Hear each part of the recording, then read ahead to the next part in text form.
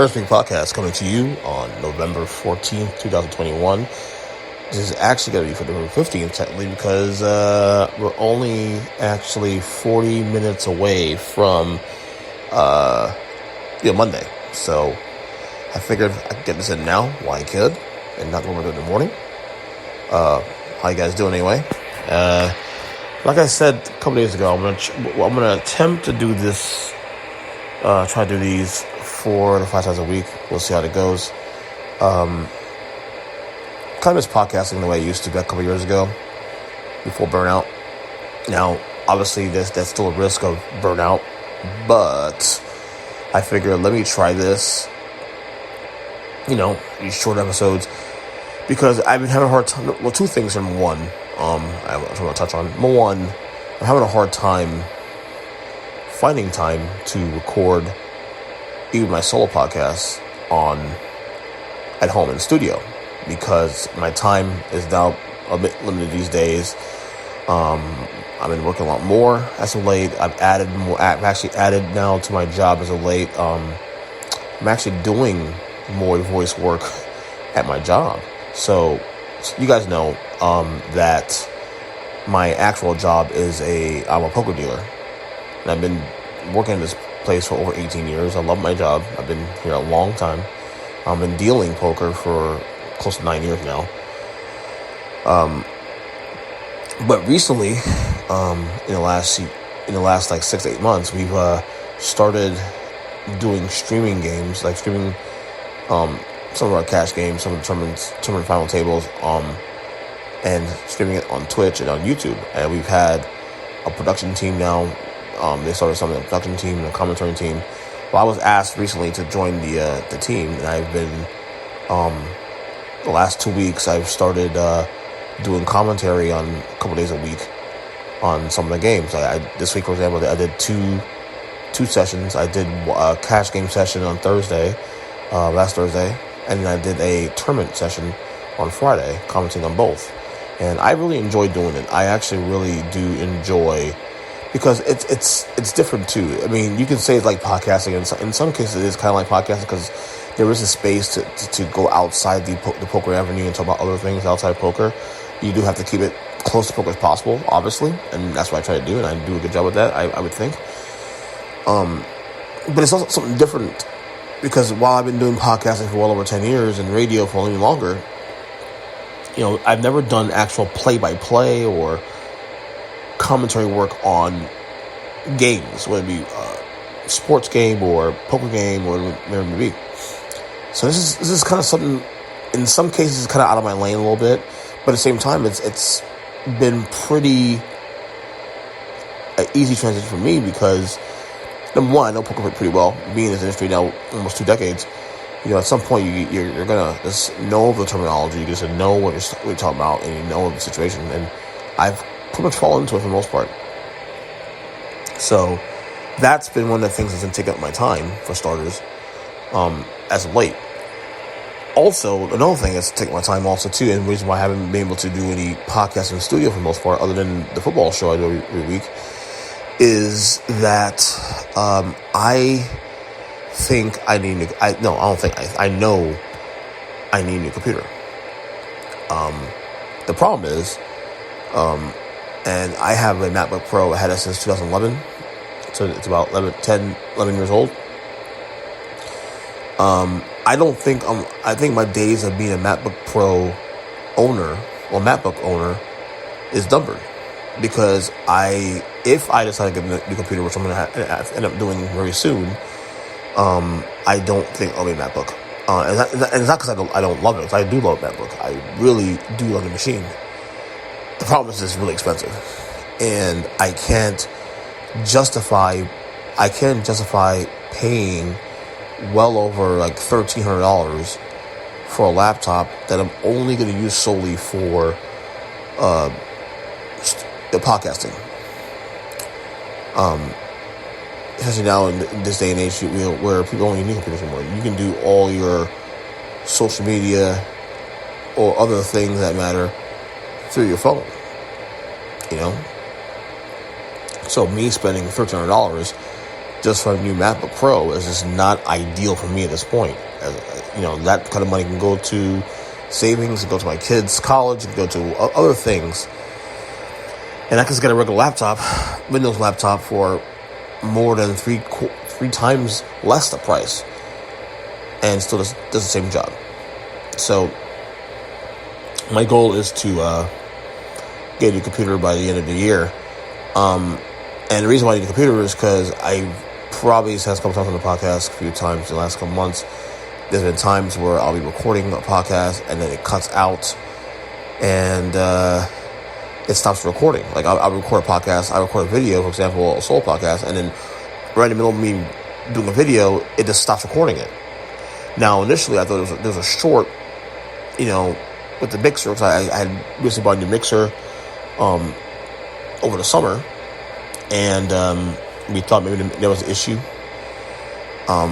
And we thought there was a short in my headphones, and it was just short in my stereo input that I use for the headphones, which were all replaced, for the record, headphones included, and it's still the same problem. And then I was on a podcast a couple weeks ago, and the person told me that basically that it might be my processor on my computer that's the issue. Basically, the computer's old anyway. Okay, the one, it buffers a lot. My one saving grace is that the majority of my recordings right now are all done on Skype. And Skype is the one program that I can be recording a podcast, and even if it cuts out, the Skype program still plays anyway while I'm recording. So at least I won't lose the audio. Whereas if I do a podcast on QuickTime, I do a podcast on any other service on my computer but Skype, it cuts out and the conversation ends. And it's frustrating. It's very frustrating. So if I don't use Skype and I do a recording, I have to make sure that I keep my fingers crossed and hopefully the recording goes through. It's very frustrating. It really is. So, that's why lately I haven't seen much videos from me, like, as of late, at least, non-Skype videos, to be honest with you. Especially in the solo podcasts, especially. So it's a little bit frustrating. It's a bit frustrating, but, at least we have this to do. So right now, you'll probably see some more podcasts with me, at least in a solo realm, audio only for the time being, until I get that situation rectified. So, but that probably won't be for at least another month or so. But anyway, week 10 is pretty much in the books. As I'm recording this now, the Chiefs has won their game against the Raiders, 41-14. They're back. They are back. I put out a tweet a little while ago and made fun of them, because obviously, everybody knows the Chiefs and my stance on the Kansas City Chiefs this year, and get in my top 10 as long as I could, and then they were out last couple weeks ago. So, but it's been a strange week. Last week was a strange week in the NFL. Week 9 was strange.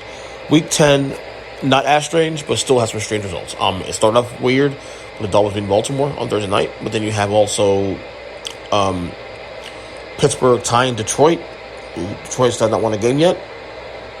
You have Tampa getting upset by Washington. You have the Chargers losing again to Minnesota. Philly wins in Denver. Lots of weird results today. Not as bad as last week, but still weird enough.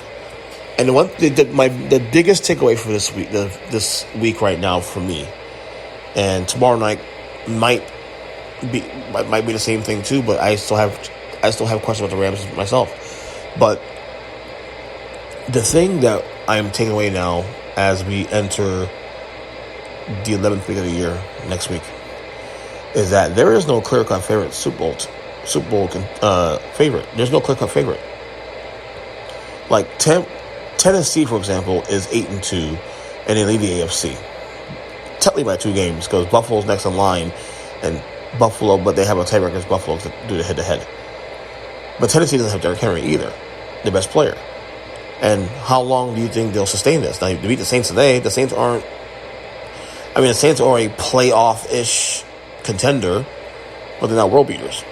And they struggle against them today. So the question is how long do you think Tennessee can sustain this without Derrick Henry? Do you believe in Tennessee moving forward? And I have questions, obviously. But, they obviously have played pretty well. They won, 6 in a row.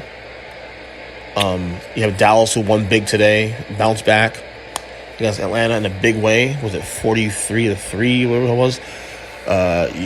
Green Bay bounced back. It was an ugly game, but they beat Seattle. Shout out Seattle, 17-0. Arizona, another one that got beat today by Carolina. Arizona didn't have Kyler Murray today, though. Cam Newton returned to the team, scored 2 touchdowns, 1 rushing, one passing. So it's been a weird year, and obviously we'll talk about it on the Football's Awesome episode that drops on Wednesday. More about that, but Week 10, not as weird as Week 9, but still weird. We'll see where that goes. Elon Musk against Bernie Sanders. So Bernie Sanders put out a tweet today that had everyone in a tizzy.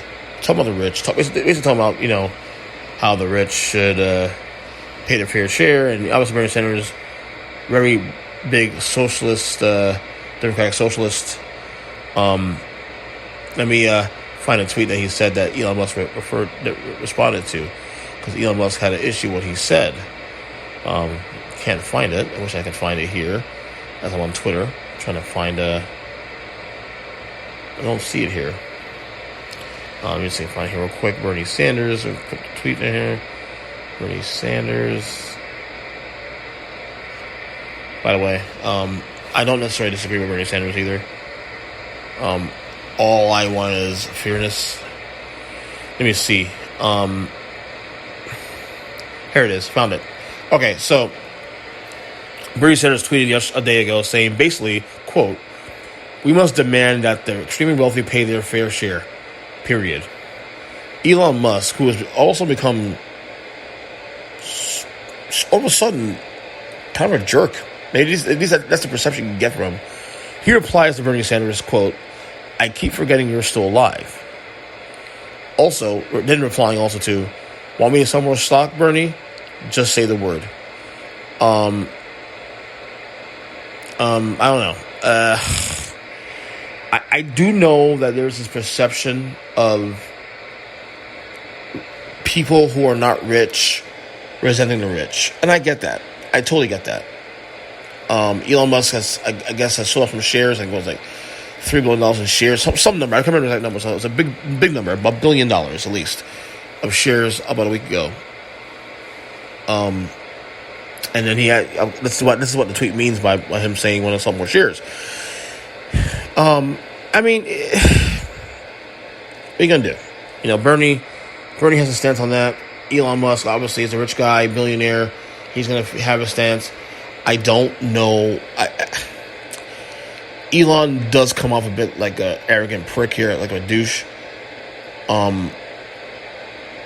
But it's his money. Do what you want with it. There's a lot of people who think that they shouldn't, people like him should have this kind of wealth. I don't know. That's his money. My stance on all this has always been everybody should pay their fair share. Whether you're a billionaire, a millionaire, middle class, upper middle class, fairness is what I care about. I think it's troubling that people like Elon Musk and people like, Jeff Bezos do get tax breaks when they don't need them. Whereas people like me, who are middle class Americans, continue to get fucked every week, continue to get fucked every year, on taxes, and because we are the biggest part of the bubble, that we somehow have to pay, have to get screwed. And to me, I'm not suggesting that the rich, have to pay all the taxes. I'm not AOC in this thing. This whole 90% tax the rich 90%. That to me, that's ridiculous personally. But okay.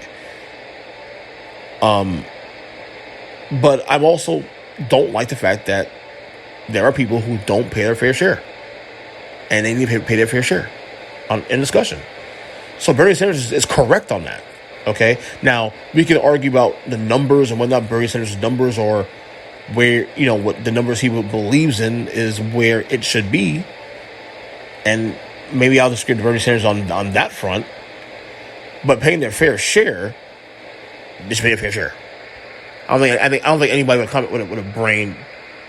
common sense brain will tell you anything different. So, just my opinion on that. But anyway, Thanksgiving's around the corner. I don't have any plans for Thanksgiving. I think what's going to end up happening is probably the same we've been doing for the last couple of years now. Staying home in the morning with the family, me, my wife, the kids, maybe the in-laws, maybe my brother-in-law. We'll see. And then if my mom decides to open up the house, we'll go there. Maybe I sense that we're not going to be doing anything on that front. I know my sister's going out of town. My other sister is leaving. Is working actually on Thanksgiving as well. So right there, that stumps a possibility of us having anything outside of my immediate family, my wife and kids. So it looks like it'll be a very tepid, quiet Thanksgiving here at home, which I'm not against, to be honest with you. I've gotten used to that now. To be honest with you, with my job strategy too, where Black Friday is the next day, and Black Friday happens to be the busiest day of the year for us. At my job, I don't necessarily hate the idea of staying home, relaxing, and eating, and then watching football. So I'm not necessarily against that either. So, but the plans to be very tepid right now. So this is what happens on that front. We are, however, getting into the holiday spirit now. My wife and I have been talking about decorating the house this week. We're actually cleaning the house now and doing a little deep cleaning here and there, and hopefully by the middle of the week we'll have some decorations up on the walls and lights up and stuff. And I'm trying to convince her to get a tree before Thanksgiving. I would love to have a tree every year before Thanksgiving. I hate getting a tree in December. Not because definitely reasonable to the fact that I really do tie Thanksgiving and Christmas together, to be honest with you. To me, when I think of the holidays, the holidays really is a 1 month to 2 month thing. To me, it's the end of November going to December into New Year's. And I used to be someone that as I got older, I started to not really care as much about the holidays because it was just me at the time, and whatever it was, I just I celebrated to extent, but I never really deep dive. To me, I would work on holidays too for a long time, and then my wife and I got married. We got married and we had kids, and that's changed that. My kids are heavily into the holidays, and so by nature, I just get into it. I just start to embrace the things they went into because I'm their dad, and it would be fair to them to be a Scrooge and they enjoy the holidays.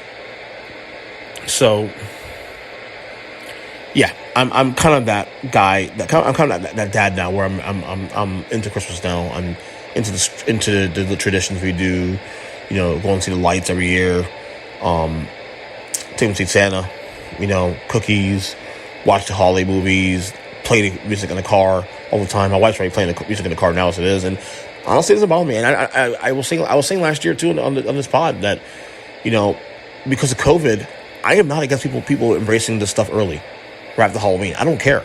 I'm not gonna judge you if the holidays bring you joy. If this brings you joy, then who am I to tell you no? You know what I'm saying? Who am I to tell you no? So enjoy it. And if it makes you happy, puts a smile on your face, and keeps you alive and able to function, who am I to tell you no, honestly? So go right ahead. Enjoy the holidays, even in mid-November. I'm okay with it. I really am. So, final thing before I go.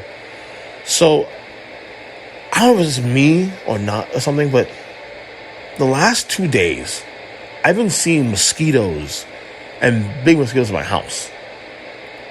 And it's weird because, we're in South Florida and all that, but for some reason, mosquitoes have been in my house and biting the shit out of me. And I found 2 tonight and I killed them. I've never had that problem before because we never keep our house open ever. other than opening doors to go in and out of the house, but that's quickly. Excuse me. Walking the dogs, all that. Outside of that, I don't ever keep my house open. But yet tonight, I found 2 big-ass mosquitoes that I thankfully I killed. Which, by the way, this is how you know I'm getting old. When I was a kid and I find mosquitoes, I have no problem killing a mosquito, and quickly, because I was quick to get the mosquito. And now, as I'm older, I have a harder time catching a mosquito. Even though mosquitoes are slow as shit. Even though mosquitoes are slow as hell. So, man, I killed 2 of them tonight, and now I'm like, is there a nest in my house somewhere or something? Because I found 2, maybe a third one tonight, and we never had that problem in this house. I don't know how to get in the house. And not only that, the weather down here has been kind of cooling off too a little bit. So the cooler the weather, the cooler the weather, the less insects you're going to see, less frogs you're going to see, less flies you're going to see, the less mosquitoes you're going to see. And yet I'm seeing more mosquitoes now than I have since maybe before summer. It's really strange. But I killed 2 big ones tonight, which freaked me out because I got bit up today on my arm and on my leg. It's weird. It's really weird. So anyway, that's tonight's podcast. The noise in the background is actually a white noise machine. I'm actually in my room. Of course, my phone, because I figured let's get this in now. That way I have content for Monday, and we'll see if I do another show on Tuesday. And maybe I will, maybe I won't. We'll see. I'm going to attempt to do it, but we'll see what happens there. Of course, on Twitter, EatPerson7, Earnestly Podcast, of course, over and out. And we will talk hopefully tomorrow. Till then, take care. Stay up.